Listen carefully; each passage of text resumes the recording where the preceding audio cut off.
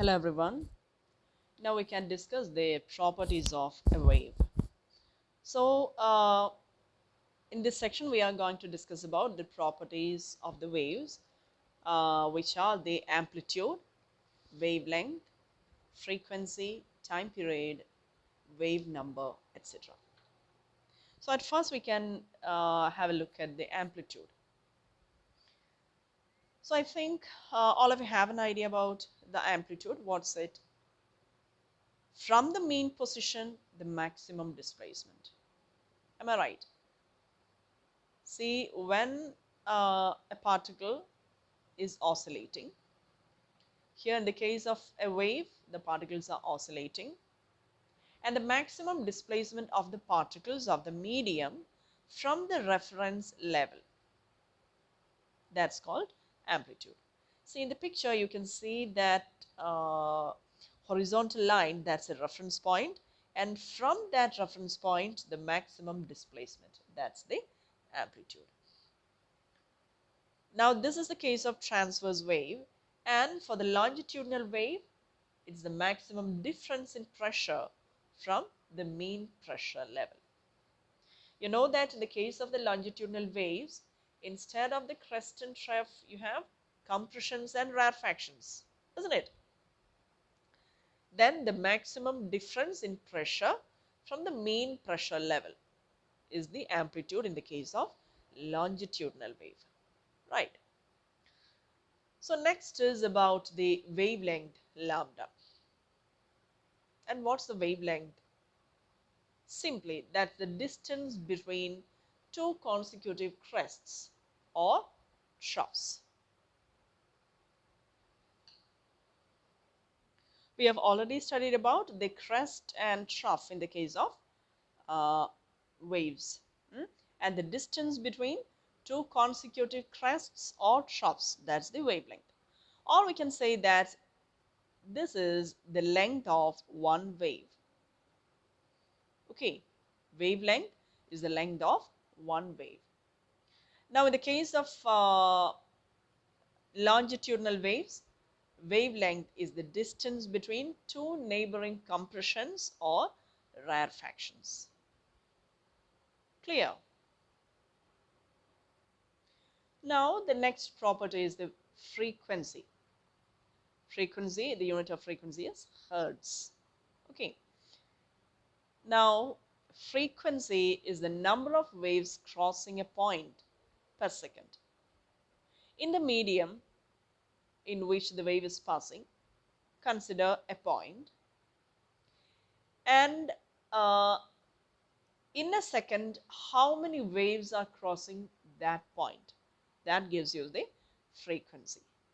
Okay, and the frequency is measured in hertz, and the symbol for the hertz is Hz.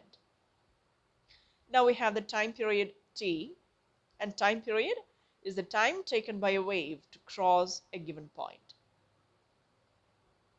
We are considering a point in the medium in which the wave is passing.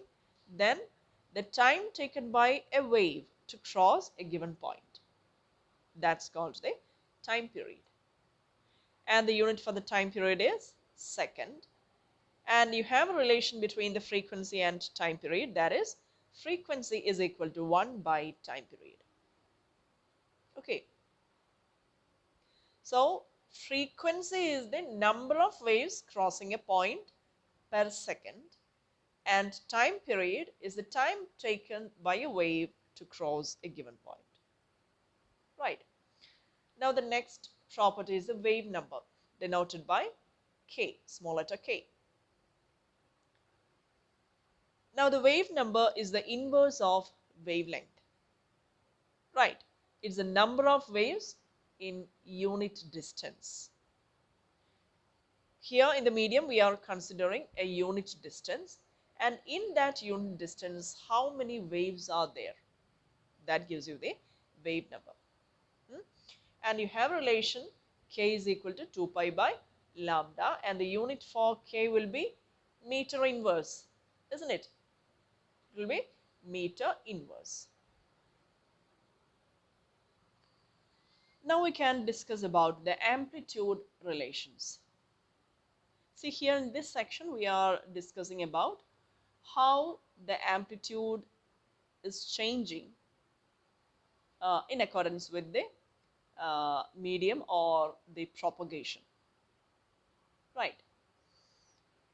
See, if the waves are spreading out in 2 or 3 dimensions, the amplitude of the motion becomes smaller as the wave moves away from the source. See, you can take the example of a stone dropped on a small pool of water, or as a stone is dropped uh, in a pond. Then obviously the waves are emanating from that source. The circular waves are spreading out, and obviously what happens as the wave is moving away from the source, the amplitude is getting decreased. അല്ലേ? ഒരു ജലാശയത്തിൽ ഒരു ചെറിയൊരു കല്ലെടുത്തിട്ട് കഴിഞ്ഞാൽ അതിന് ചുറ്റും ആ ഒരു പോയിന്റിന് ചുറ്റും ഉണ്ടാകുന്ന വേവ്സ് ആ ഒരു പോയിന്റിന് അടുത്ത് കുറച്ച് വലിയ വേവ് ആയിരിക്കും. അതിൽ നിന്ന് ദൂരേക്ക് പോകുന്തോറും അതിൻ്റെ ആംപ്ലിറ്റ്യൂഡ് കുറഞ്ഞു കുറഞ്ഞു വരും. Am I right? Now on the other hand, if the medium is one-dimensional, then the amplitude does not decrease. If the medium is homogeneous. See, in the case of one-dimensional motion, here we can take the example of a string tied at one end. A string is tied at tied at one end, and it is agitated so that the waves are forming there. So in that case, you can see that the amplitude is not at all decreasing. Okay. Now same is the case for two-dimensional straight waves and three-dimensional plane waves. An example for the three-dimensional plane waves are the radio waves from a distant star. So now we have to discuss about the phase relations. Now we had discussed about the amplitude relations, and here we have the phase relations. So in this case we have to discuss about the standing waves and traveling waves. And what are standing waves? All moving parts oscillate in phase with one another in the case of standing waves. Okay, all the moving parts oscillate in phase with one another. On the other hand, in the case of traveling waves, here we can take an example. In the wave, we are considering 2 points A and B. And here we are considering the point A to be nearer to the source and B farther than A. Okay. അപ്പോൾ ഇവിടെ wave pass ചെയ്യുന്ന സമയത്ത് എക്ക് ഉണ്ടാവുന്ന change, എയുടെ ഹൈറ്റിൽ ഉണ്ടാവുന്ന change അത് തന്നെ ബിയിലും വരും, but at A later time, ഒരു ചെറിയൊരു ടൈം കഴിഞ്ഞിട്ട്. Am I right? B goes through the same motion of A, but at a later time, because of the time that the wave takes to travel from A to B. That wave has to travel from A to B. That much time is needed in order to make that movement. Clear?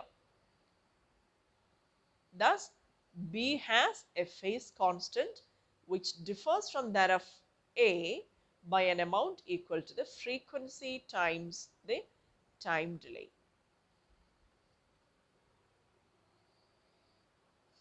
So now we are going to discuss about the physical systems. The two physical systems are open system and closed system, right? Now in the case of closed systems, it will be enclosed within the boundaries so that the total energy is conserved. So the wave the system is enclosed by a boundary, and therefore the total energy is not at all exchanged. The total energy is conserved. And here the energy is neither lost nor gained in the case of closed systems. Now we have the open systems, and here in the case of open systems there is no boundary. That's the one case. Or it can be like the walls of the rooms are covered by perfectly sound absorbing material so that no waves are reflected back to the person. Okay, so in the case of the open system, once the wave is emanated from the source, it has to move on. It should not reflect from any obstacle. So in the case of open systems, either there should not be any boundary, or the boundary must be uh, made of perfectly sound absorbing material or wave absorbing material. If the waves are absorbed there, it will not be reflecting back. Clear?